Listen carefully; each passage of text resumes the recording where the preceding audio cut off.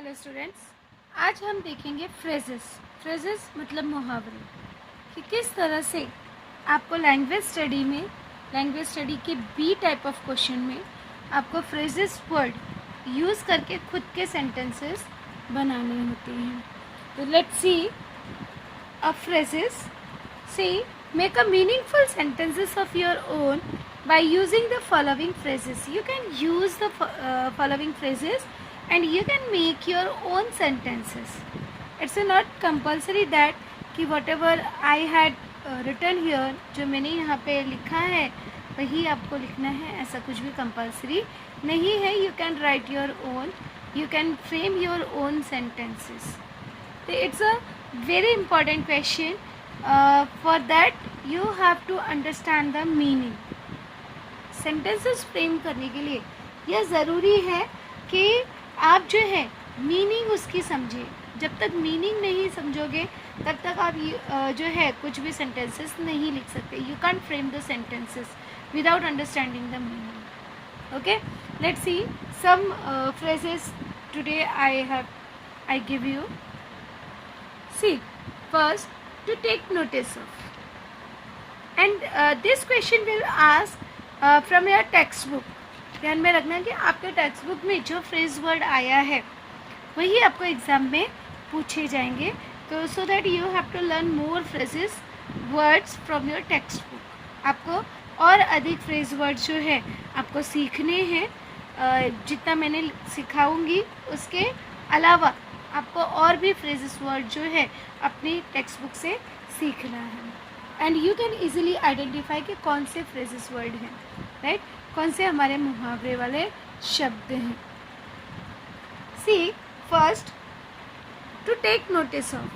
अब एग्ज़ाम में आपको हिंदी में नहीं लिखना है, बट यहाँ पे मैंने आपको हिंदी में लिखा है फॉर अंडरस्टैंडिंग, कि आप इजीली जो है उसका मीनिंग समझ सको और यू कैन फ्रेम सेम ऐसे सेंटेंसेस, अदर सेंटेंसेस, कि इसी तरह से आप जो है इसी सेम फ्रेज का आप दूसरे सेंटेंसेस भी फ्रेम कर सको. तो see, to take notice of. To take notice of मतलब क्या होता है? ध्यान देना, राइट. नोटिस ऑफ मतलब ध्यान देना. तो इसका हम सेंटेंस कैसे बनाएंगे? देखिए, the boy did not.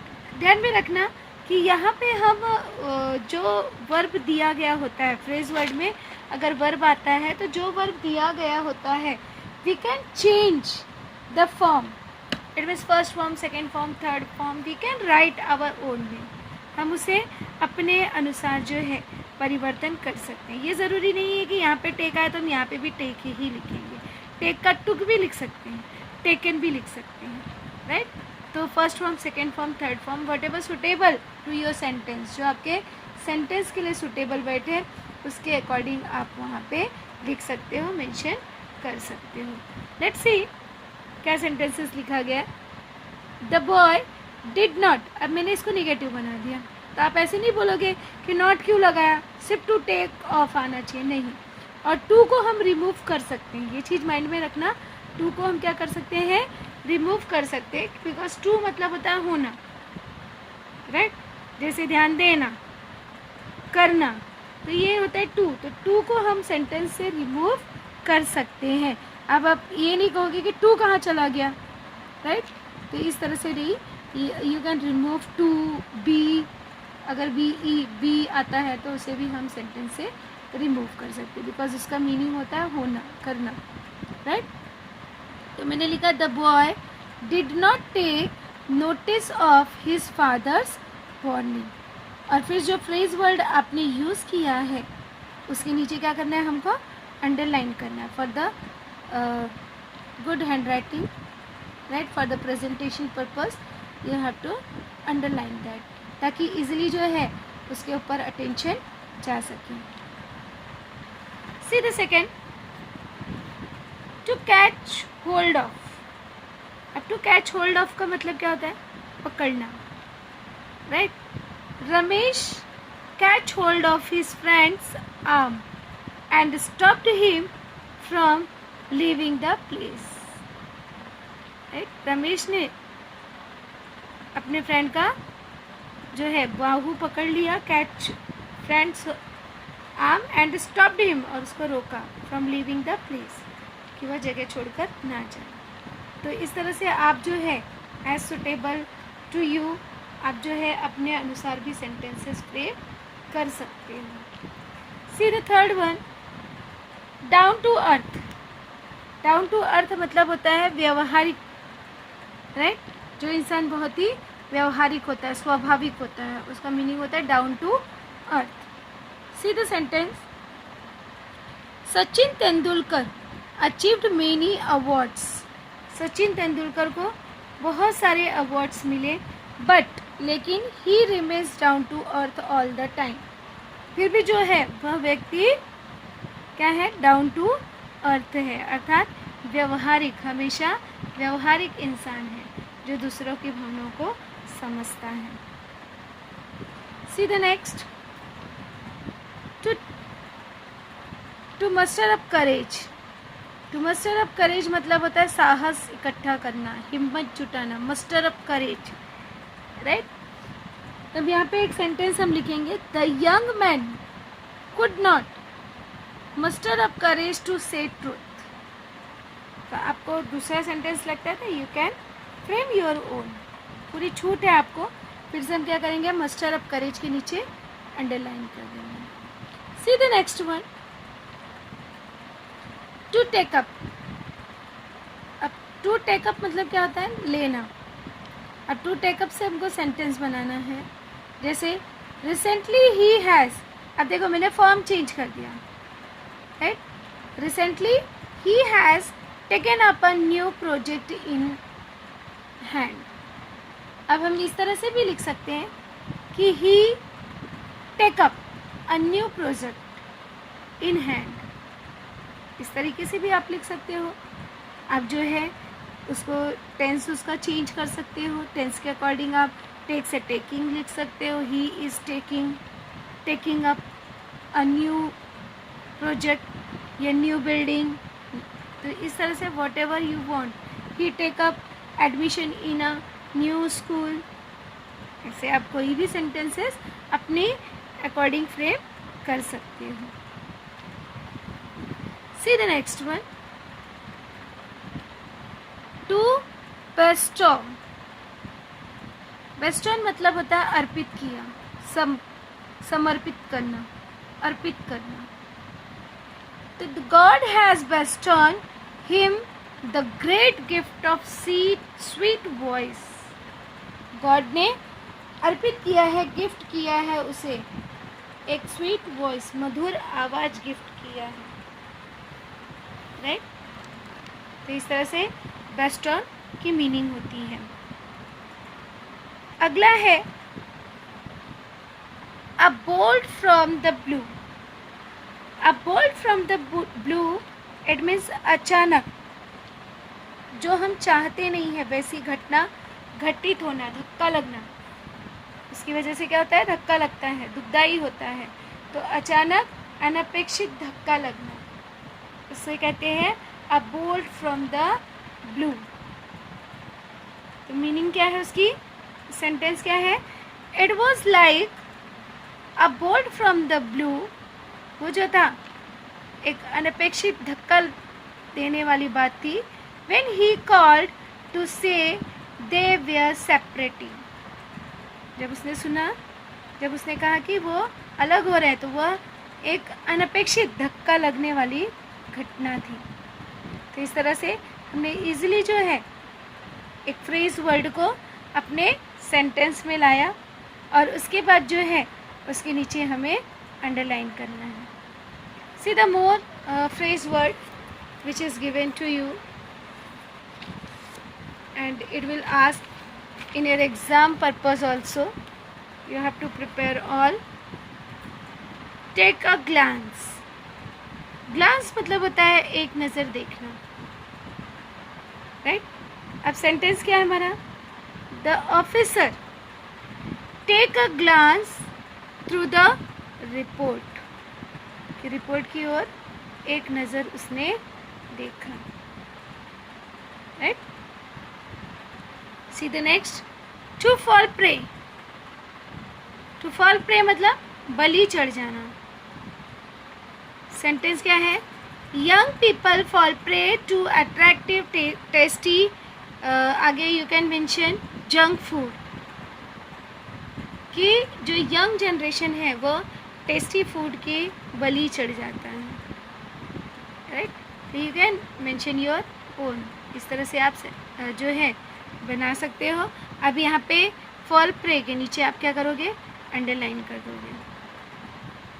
C the next, in the pursuit of. In the pursuit of मतलब क्या होता है? खोज में, किसी की खोज में, तो उसको कहते हैं pursuit of. In the age of technology everyone is in the pursuit of money. सभी लोग जो हैं टेक्नोलॉजी की एज में, सभी लोग क्या है? पैसे की खोज में है, राइट। तो यहाँ पे आप कुछ भी लिख सकते हो। I go in the pursuit of water. मैं गया किसकी खोज के लिए? वाटर की, pursuit of water. You can mention your own. See the next, to be afraid of. To be afraid of मतलब क्या होता है? डरना, right. Don't be afraid of saying what you think. इस तरह से हम इंपरेटिव सेंटेंस भी बना सकते हैं। ज़रूरी नहीं कि हम सिंपल सेंटेंस ही बनाएं, इस तरह से आप सेंटेंसेस फ्रेम कर सकते हो कि don't be afraid of saying what you think. हमें डरना नहीं चाहिए, जो हम सोचते हैं हमें वह बोलना चाहिए। See the next, to give up. अब गिव अप का मतलब क्या होता है? त्याग करना, किसी चीज़ का त्याग करना। जैसे I give up my bad habits, हो गया। सेंटेंसेस ऐसे ही आपको सिंपल बनाने हैं। जैसे मैंने यहाँ पे लिखा है, his wife finally persuaded him to give up smoking, right. ये स्मोकिंग का त्याग करा दिया, इसलिए यहाँ पे हो गया टू गिव अप स्मोकिंग, और उसके बाद टू गिव अप के नीचे अंडरलाइन कर देना है। See the next, in full Splendor, right. In full Splendor, in full Splendor. Splendor मतलब होता है भव्य होना, पूरे भव्य में होना। तो सेंटेंस कैसे लिखेंगे? The morning sun appeared in the sky in its full splendor, कि स्काई में सन जो है वो दिखाई दे रहा था, पूरी भव्यता के साथ दिखाई दे रहा था। It's called the in full splendour. See the next, to make fun of. To make fun of मतलब क्या होता है? मजाक उड़ाना। मेक अ फन ऑफ मतलब क्या होता है? मजाक उड़ाना। अभी सेंटेंस किस तरह से हम बनाएंगे? It is not good to make a fun of any disabled person. ये अच्छा नहीं होता कि कोई डिसेबल पर्सन है, अपंग व्यक्ति का मजाक उड़ाना अच्छा नहीं होता। इट मीन्स ये वर्ड्स आपके आना चाहिए, to make a fun of. We make a fun of in a village, right. उसके बाद में next, to be successful. To be successful it means सफल होना। तो कोई भी आप सेंटेंस बना सकते हो, जैसे मैंने यहाँ पे लिखा है, hard work and perseverance are the key component of the successful in the life. तो यहाँ पे हो गया to be successful in the life. See ahead, और हम आगे कुछ एग्जाम्पल्स देखेंगे। फॉर एग्जाम्पल एज लाइक, जैसे कि कुछ और एग्जाम्पल्स फ्रेज वर्ड्स के आपको यहाँ पे हैं phrases, some more phrases we will see. To fight against. To fight against मतलब क्या होता है? के विरुद्ध लड़ना, किसी के विरुद्ध लड़ना। It's called to fight against. अब ऐसा सेंटेंस बनाना है जिसमें फाइट अगेंस्ट आ जाए। So many people fight against corruption, right. So many people fight against corruption, अब यहाँ पे आ गया फाइट अगेंस्ट। इसी तरह से नेक्स्ट देखेंगे to ponder over. Ponder over मतलब क्या होता है? विचार करना, किसी चीज़ के ऊपर विचार करना, उसे कहते हैं पॉन्डर ओवर। तो यहाँ पे हम सेंटेंस बनाएंगे the artist ponder over his idea for a long time. जो आर्टिस्ट है वो अपना लंबा समय जो है विचार करता रहता है, लंबे समय तक विचार करता रहता है। यहाँ पे आ गया पॉन्डर ओवर मतलब विचार करना। See the next to be engrossed in.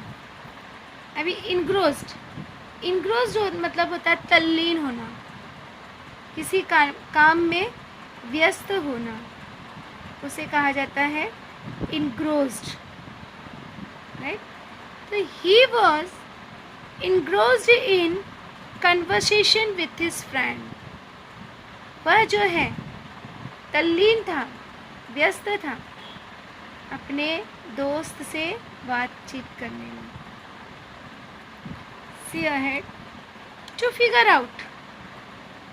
To figure out मतलब होता है अंदाज़ा या अनुमान लगाना, उसे कहा जाता है फिगर आउट, ढूंढना, पता लगाना, right.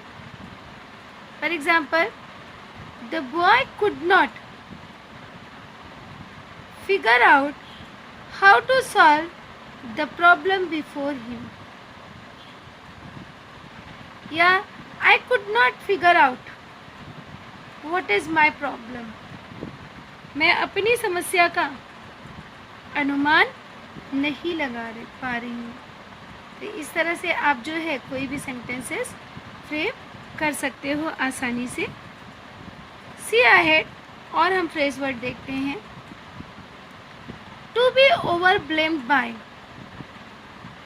To be overwhelmed by मतलब होता है व्याकुल होना, किसी के द्वारा व्याकुल होना। तो यहाँ पे जैसे सेंटेंस लिखा है we were overwhelmed by the beauty of hill station, कि पर्वत की, हिल स्टेशन की ब्यूटी देखकर हम व्याकुल हो गए, राइट। तो इस तरह से यहाँ पे हमने ओवर ब्लेम्ड बाय वर्ड का यूज़ किया।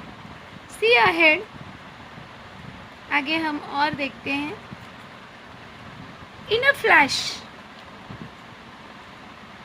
अब इन अ फ्लैश मतलब क्या होता है? इन अ फ्लैश मतलब एक पल में, उसे कहा जाता है इन अ फ्लैश। तो यहाँ पे शब्द क्या लिखे, सेंटेंस क्या बनाएंगे? हाँ, the thief disappeared in a flash before we could catch him। चोर जो है वह गायब हो गया, कि जब तक हम उसे पकड़ते तब तक वह क्या हो गया? गायब हो गया। तो इन अ फ्लैश एक पल में वह गायब हो गया। से अहेड इसी तरह से हम आगे देखेंगे to run away. Run away मतलब क्या होता है? भाग जाना, कहीं से भाग जाना। यहाँ पे हो गया द रॉबर्स, चोर। The robbers run away with all the valuable belongings of our neighbours. कि चोर जो है वह भाग गए, जितने भी कीमती सामान थे, बिलोंगिंग्स, बिलोंगिंग्स मतलब होता है सामान, कि पड़ोसी के जो कीमती सामान थे उसे लेकर चोर भाग गए। तो ये हो गया to run away. See ahead अगला हम देखते हैं टू बी नोन फॉर। अब टू बी नोन फॉर मतलब क्या होता है? पहचाने जाने के लिए, जाने जाने के लिए, पहचाना जाना, उसे कहते हैं टू बी नोन फॉर। जैसे फॉर एग्जाम्पल लिखा the actor is known for his acting. Actor जो है वह अपनी एक्टिंग के लिए जाना जाता है. The Konkan is known for mango. Konkan का भाग जो है वह आम के लिए जाना जाता है, तो उसे कहते हैं पहचाना जाना, to be known for. See ahead some more examples. Throw away. अभी थ्रो अवे इट मीन्स क्या होता है? फेंक देना. थ्रो अवे मतलब क्या होता है? दूर फेंकना. अवे मतलब दूर. We should throw away negativity from our mind. कि हमको निगेटिविटी जो है दूर फेंक देना चाहिए. या हम इस तरह से भी लिख सकते हैं कि we should throw away corruption from our society. कि भ्रष्टाचार को हमें अपने समाज से दूर फेंक देना चाहिए. See the next. To root out. Root out मतलब जड़ से उखाड़ना, जड़ से उखाड़ फेंकना, उसे कहते हैं root out. It is necessary to root out the evils from our heart. ये ज़रूरी है कि जो भी जितनी भी बुराई है हमें अपने हृदय से निकाल कर फेंक देना चाहिए. तो in this way we today we learn 25 phrase word. इस और किस तरह से हमें जो है फ्रेज वर्ड लिखना है इन योर एग्ज़ाम. एग्ज़ाम में कैसे आप फ्रेज वर्ड्स लिखोगे और किस तरह से जो है आप उसे उसकी मीनिंग समझोगे. Today we learn that.